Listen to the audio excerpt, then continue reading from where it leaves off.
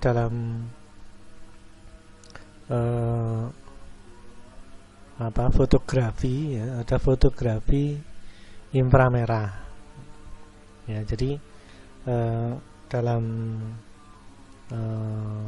menampilkan gambar ada istilah fotografi inframerah, yaitu suatu teknik dalam bidang fotografi untuk merekam cahaya yang oleh mata manusia tidak dapat dilihat, namun mengizinkan cahaya inframerah atau disingkat IR ya, untuk masuk ke kamera ya, dan diperlukan sensor kamera yang sensitif terhadap cahaya inframerah. Jadi ada kamera yang merespon warna-warna inframerah. Jadi memang ada kamera yang memang dikhususkan untuk merespon cahaya inframerah. Kemudian ketika teknik tersebut digunakan ya, hasil foto inframerah bisa menjadi hitam putih yang kontras ya. Jadi antara hitam dan putih karena jumlah warna yang dipantulkan itu sangat sedikit ya. Jadi yang dipantulkan hanya inframerah saja. Lalu warna hijau daun dan yang lain itu akan terlihat putih ya. Jadi ini ada metode fotografi yang mana hanya merespon pantulan inframerah saja. Kemudian coba kita lanjut materinya. Ini ada juga kamera pencitraan termal ya. Jadi kamera yang menampilkan gambar berdasarkan suhu ya. Jadi kamera pencitraan termal atau thermal image kamera atau TIC ya, ini thermal image kamera. Jadi kamera yang pencitraan berdasarkan suhu ya. Adalah kamera termografi yang digunakan dalam pemadaman kebakaran. Jadi untuk mendeteksi suhu titik bakar ya. Jadi di dalam kebakaran itu memang semua terbakar, tapi perlu diketahui di mana titik apinya atau sumber apinya di mana. Yaitu biasanya menggunakan thermal imaging kamera, sehingga petugas kebakaran itu akan tahu titik api ada di mana. Nah, biasanya itu titik yang paling panas ya. Titik yang paling panas itu menjadi tempat awal dipadamkan ya. Jadi kalau sumber apinya sudah padam, tentunya akan lebih mudah ya, untuk memadamkan yang lain. Kemudian dengan mengubah radiasi inframerah menjadi cahaya tampak. Nah, ini mengubah radiasi inframerah. Itu tetap pakai inframerah, kemudian menjadi cahaya tampak ya. Nah, kamera ini memungkinkan petugas pemadam kebakaran untuk melihat area panas melalui asap ya. Jadi dengan mengubah radiasi inframerah menjadi cahaya tampak. Nah, kamera ini memungkinkan petugas pemadam kebakaran untuk melihat area panas ya, atau titik api yang tadi sudah saya singgung ya, melalui asap atau menembus asap ya istilahnya. Melihat area panas menembus asap, menembus kegelapan ya, atau penghalang yang lain yang tembus panas.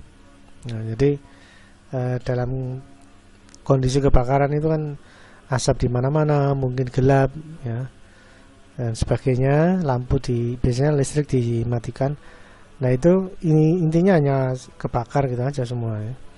Nah, tentunya perlu diketahui dari mana posisi atau di mana titik api itu bermula ya. Karena dari titik api itu bermula ya, titik api itu bermula, maka dari situlah pemadaman dimulai ya. Tentunya itu akan jauh lebih efektif daripada sumbernya tetap menyala, sumber apinya tetap menyala, sementara yang akibat, sebagai akibat ya, itu yang dipadamkan. Tentunya sumber api ini akan terus membakar tempat-tempat yang lain tentunya. Maka sebagai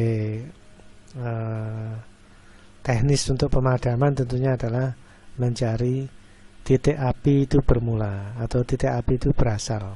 Tentunya dari situ perlu metode ya. Ternyata ada kamera pencitraan suhu ya, dan akan diketahui suhu mana yang paling tinggi. Nah, disitulah letak sumber api berasal.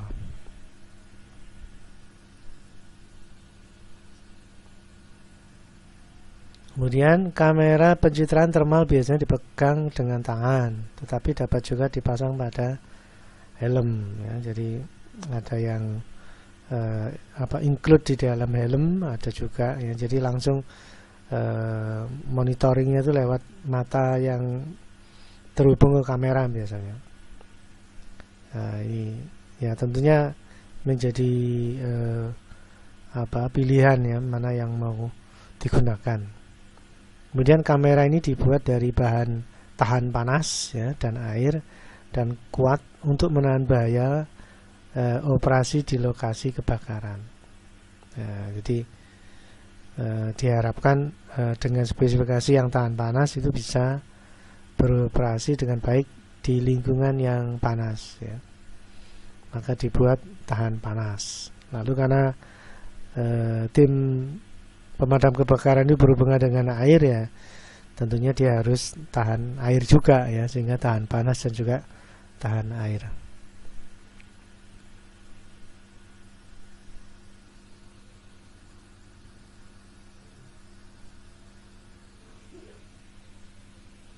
Ini selamat malam, Mas Heri Prasetyo ya. Oh, dari Ambarawa.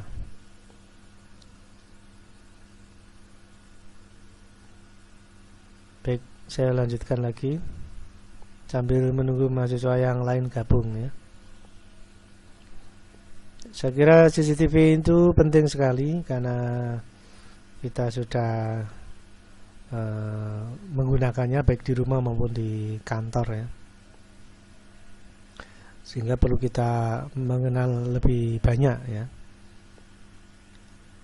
Baik, kita lanjutkan lagi.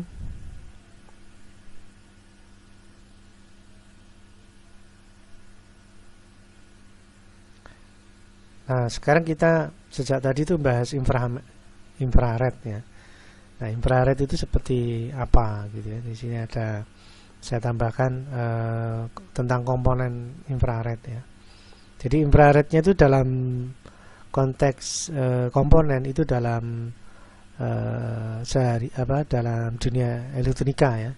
Itu adalah light emission dioda ya. Jadi LED atau light emission dioda yang memancarkan cahaya, tapi khusus inframerah ya, yang dipancarkan atau yang diemisikan ya, yang disinarkan, memancarkan sinar itu khusus yang berwarna merah dalam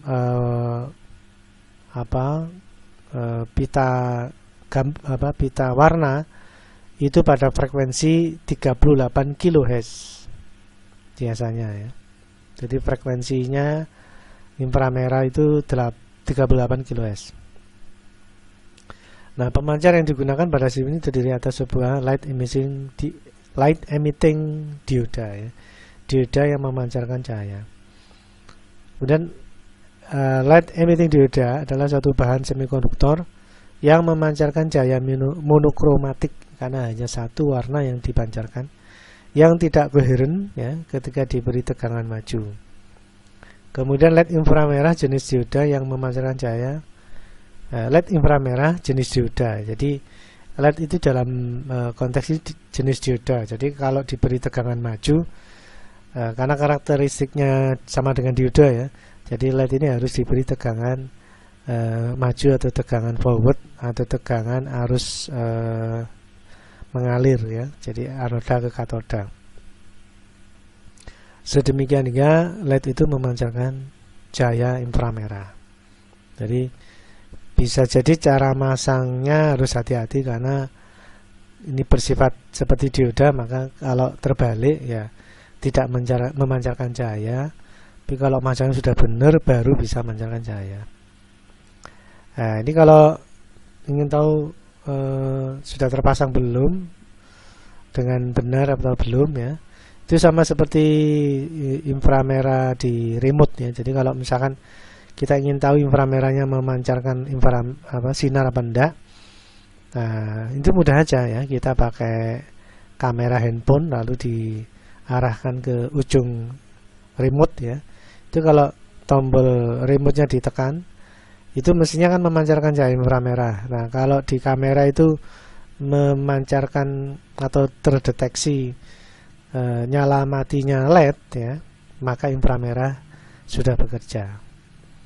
Walaupun dilihat oleh mata tidak ada pengaruhnya, tapi kalau pakai kamera handphone ya, dia bisa mendeteksi LED yang kita ingin tahu di remote itu sudah menyala apa belum ya. Nah itu cara yang mudah untuk mengetahui LED-nya menyala apa tidak. Baik, kita lanjutkan lagi. Nah ini adalah bentuk fisik LED-nya ya. LED warna merah pada dasarnya adalah dioda PN ya, positif negatif silikon biasa yang dikemas dalam kotak transparan seperti pada gambar berikut. Nah ini ya seperti ini ya, ada dalamnya itu ada positif negatif. Nah untuk membedakan yang positif yang mana, negatif yang mana, di sini ada permukaan yang luas. Yang luas ini adalah negatif, yang kecil sendiri ini adalah positif ya. Paling gampang cari yang luas, ini adalah negatif atau katoda. Kalau yang luas ini katoda sudah kedetek, maka otomatis kaki satunya adalah anoda atau positif ya. Jadi mudah sekali untuk memilah atau memilih mana positif mana negatif, atau mana katoda mana anoda ya. Dilihat aja mana yang bagian luas itu kaki negatif atau kaki katoda.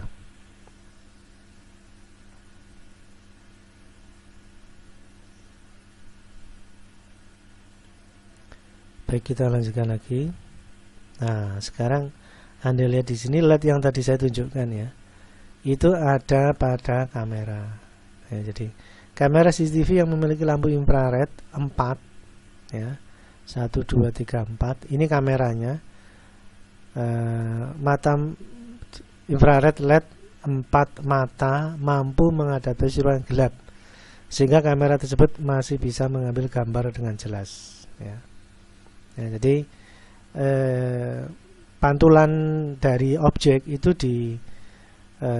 dipicu sinar inframerahnya ini sehingga bisa diterima oleh kamera ya. Ini kameranya ya. Jadi objek itu memantulkan cahaya inframerah ke kamera.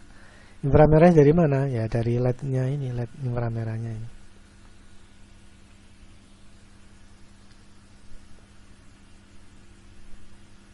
Ya, dari sini jelas harapan bisa terbaca itu karena ada pantulan dari inframerah ya, sehingga kamera bisa menerima pantulan objek ya. Baik, berikutnya. Nah ini kalau Anda lihat, untuk kamera CCTV dengan lampu infrared yang banyak bisa merekam gambar dengan jelas pada jarak maksimal 7-5 meter. Jadi pada saat gelap itu kan tidak ada pantulan, sehingga kameranya tidak menerima sinar apapun ya, sehingga gelap. Gambarnya pun juga gelap. Nah, maka dari itu dikasih inframerah ya, agar objeknya memantulkan cahaya sehingga bisa diterima oleh kamera. Jadi yang memantulkan cahaya ya LED inframerah ini ya. Tapi tentunya kameranya pun bisa kamera inframerah ya. Jadi pantulan inframerah masih bisa diterima oleh kamera. Jadi memang kamera dan LED-nya ini didesain untuk ruang gelap ya.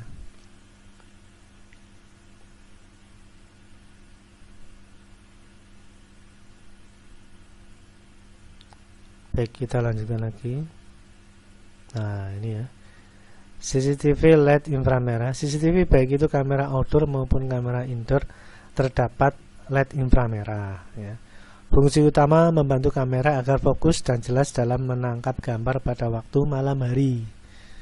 Ya, jadi diharapkan kalau ada inframerah itu mampu memantulkan objek ya, cahaya dari objek sehingga bisa ditangkap oleh kamera. Nah, jika pencahayaan kurang, kamera infrared mampu menerangi ruangan secara otomatis beralih ke mode hitam putih. Ya. Jadi mesinnya gelap, lalu dia bisa merubah dalam format hitam putih. Ya. Jadi karena inframerah itu terbatas warnanya, maka dia bisa tetap bisa memantulkan objek, ya, cahaya dari objek sehingga mampu menerima, mampu direkam oleh kamera walaupun hanya sebatas hitam dan putih, dan itu juga sudah lebih bagus karena dalam kondisi gelap tentunya tidak ada pantulan sama sekali, kamera semestinya tidak bisa menampilkan apapun ya, tapi karena ada inframerah, cahaya inframerah itulah yang membuat objeknya memantulkan cahaya dan bisa direspon oleh kamera inframerah dan akan tampil gambar walaupun masih mode hitam putih ya.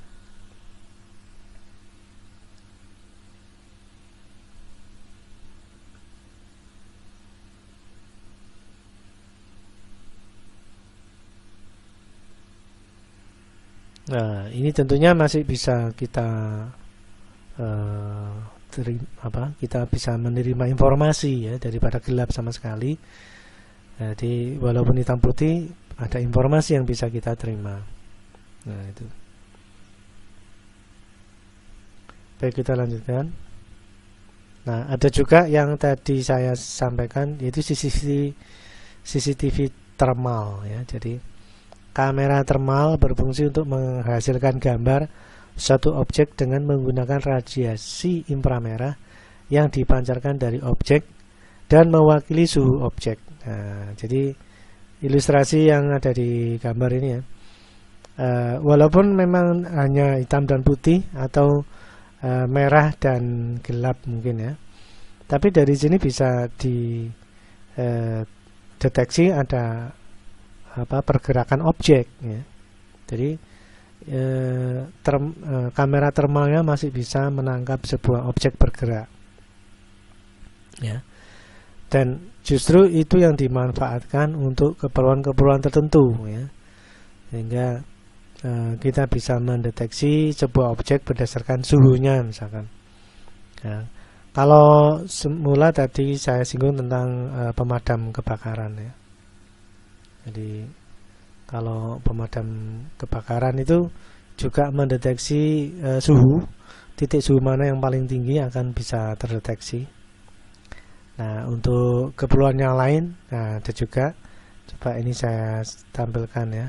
Nah ini kebetulan yang terjadi beberapa waktu yang lalu ya. Jadi kamera thermal untuk pengukuran suhu tubuh pada masa pandemi corona. Jadi begitu ada orang lewat itu langsung dideteksi suhunya, langsung ketahuan ini suhunya berapa derajat. Nah ini juga menjadi teknologi tersendiri ya. Jadi pencitraan yang didasarkan pada suhu itu untuk keperluan-keperluan tertentu dimungkinkan ya. Dan melalui proses komputer ya, jadi suhu atau level suhu yang dipantulkan itu bisa dideteksi berapa derajat suhu yang sedang ada di gambar itu ya.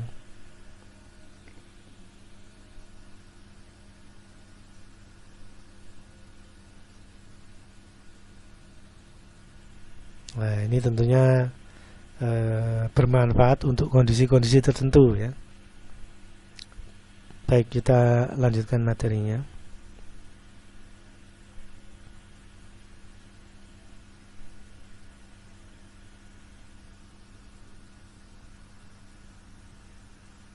Selamat malam juga sore ini.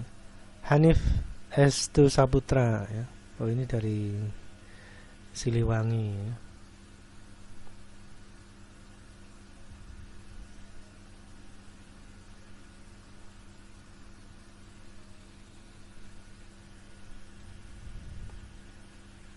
Baik, kita lanjutkan materinya.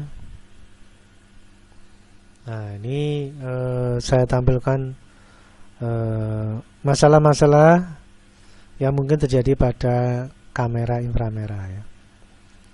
Jadi kalau di layar ini Anda lihat sebuah kamera inframerah dalam ruang gelap, tapi di sini ada bulatan ya. Bulatan yang ini sebenarnya pantulan yang ditimbulkan oleh LED infrared itu sendiri ya. Jadi tentunya ini mesti diatur sedemikian rupa sehingga tidak muncul ya. Nah, ini ada faktor internal dari kamera dan faktor eksternal dari luar kamera ya. Yang faktor internal terjadi pengembunan. Nah, ini bisa jadi terjadi pengembunan kalau ada perubahan suhu, misalkan dari musim hujan ke musim panas. Nah, itu ada embun biasanya.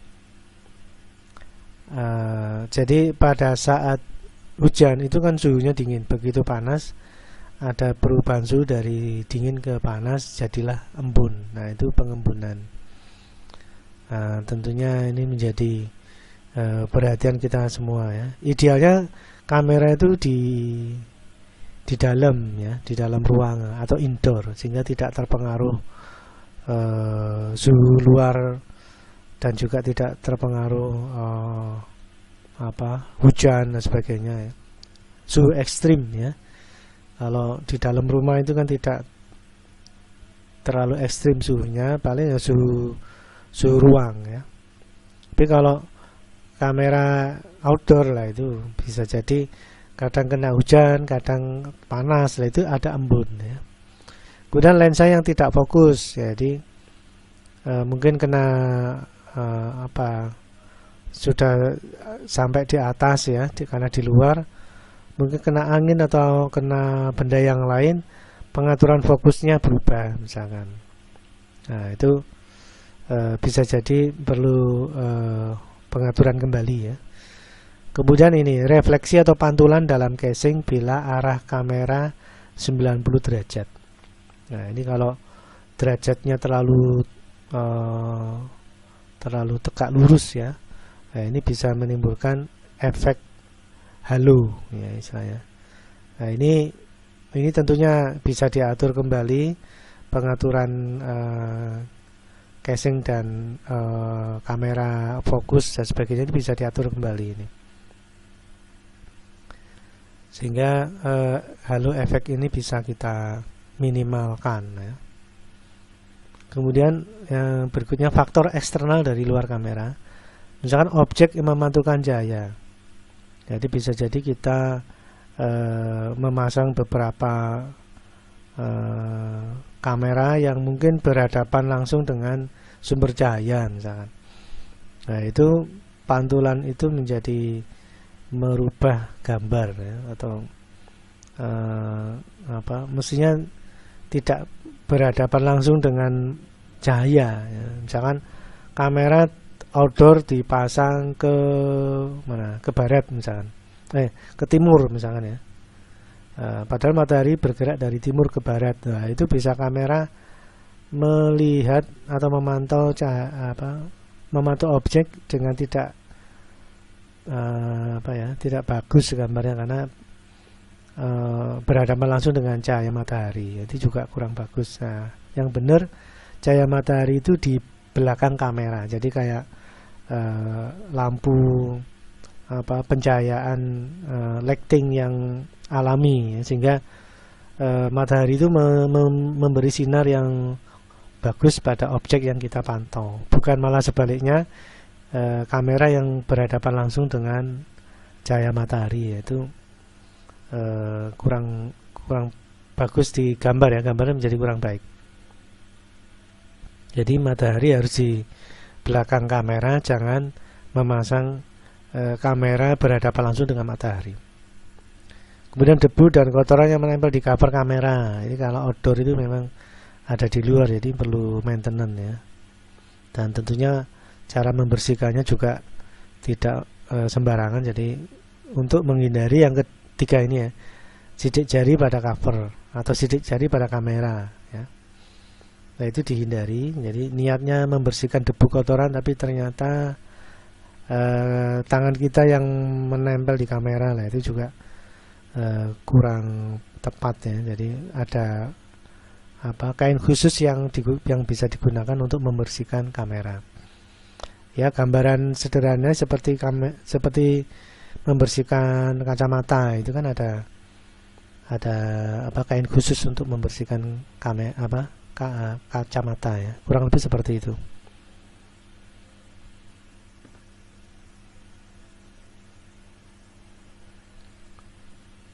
Baik, kita lanjutkan lagi. Nah, sekarang ini materi berikutnya adalah motion detection. Ya. Ini motion detection ini fungsi ya. Kalau barang sensornya motion detector. Nah, karena ini saya tidak membahas sensornya, saya membahas di kameranya, maka istilahnya motion detection ya. Motion detection adalah sebuah fitur video analisis yang berfungsi untuk mendeteksi adanya pergerakan. Nah, ini juga sensor ya. Jadi kalau tadi itu sensor inframerah, ada sensor thermal, ini juga sensor juga ya, yang bisa digunakan untuk mendeteksi adanya pergerakan. Mungkin orang lewat, mobil dan sebagainya. Lalu motion detection dimiliki berbagai merek kamera yang sekarang hampir semua punya motion detection ya. Jadi DVR itu sekarang sudah difasilitasi dengan motion detection ya. Lalu IP kamera atau network kamera hampir semuanya mempunyai fasilitas motion detection. Sistem pendeteksi gerakan ini dapat menganalisa frame video dan menentukan apakah telah terjadi pergerakan di area. Ini pergerakan yang mencurigakan ya. Jadi ada kamera yang disimpan lalu dibandingkan dengan frame ya.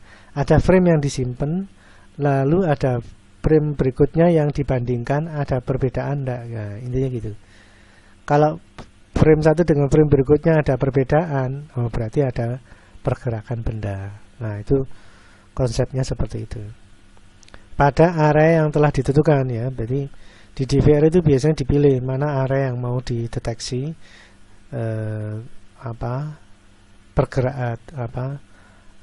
motion detectionnya itu diberlakukan di titik mana gitu ya.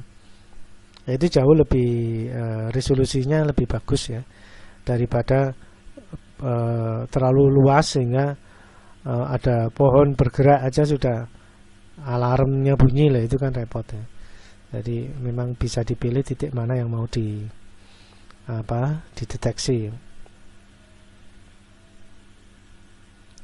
Jadi berikutnya, sensitivitas sistem pendeteksi gerakan ini dapat disesuaikan dengan kondisi yang ada. Jadi memang bisa disesuaikan lah gitu ya.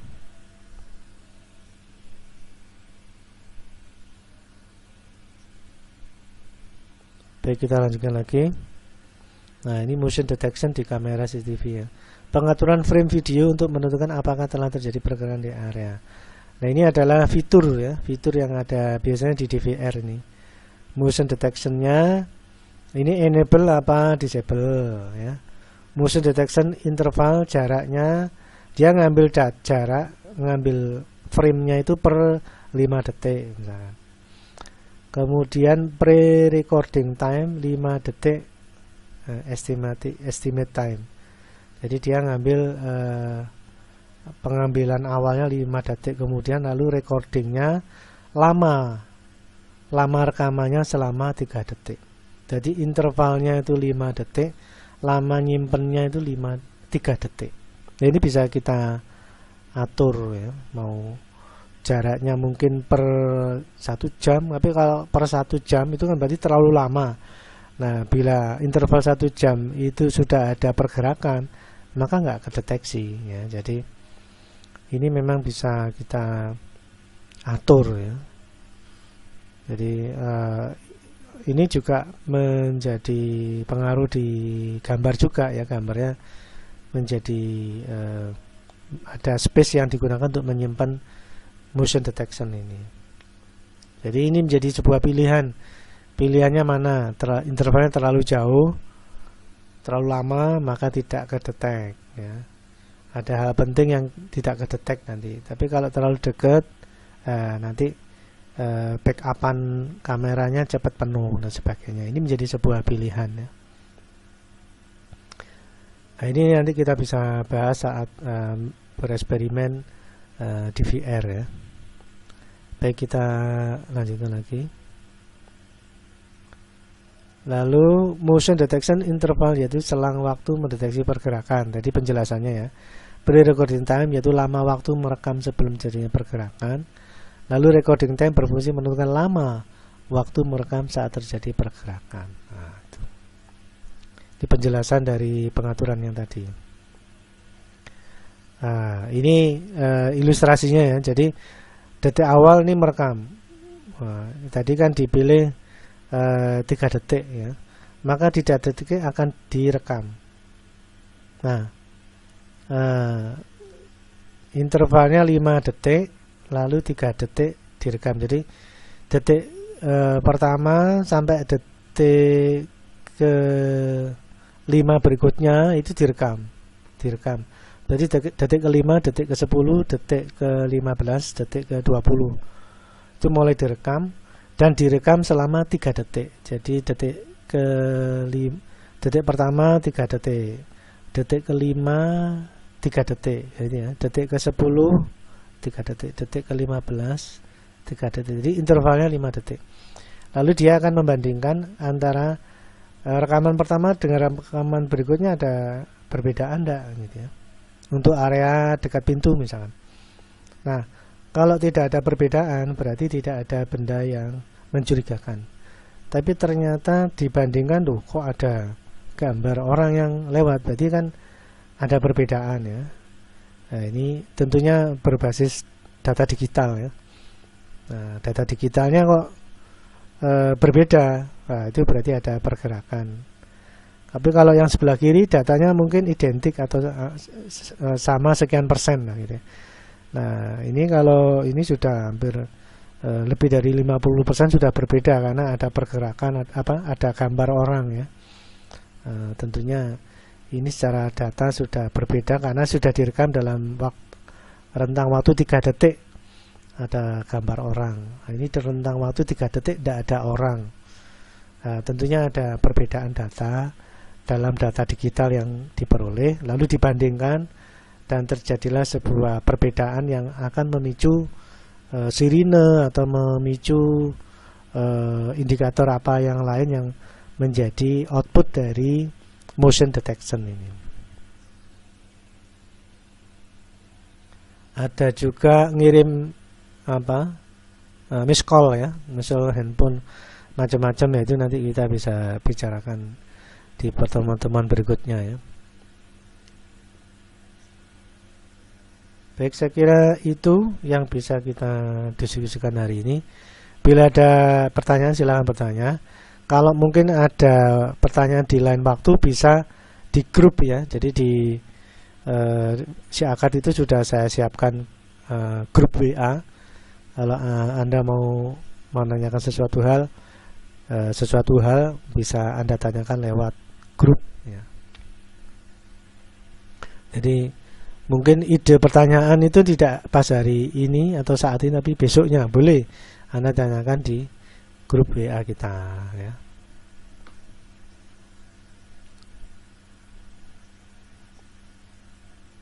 Baik, saya kira itu yang bisa saya sampaikan untuk pertemuan kita kali ini. Semoga bermanfaat ya. jaga kesehatan. Saya cukupkan selamat malam ya. Sekian dan terima kasih.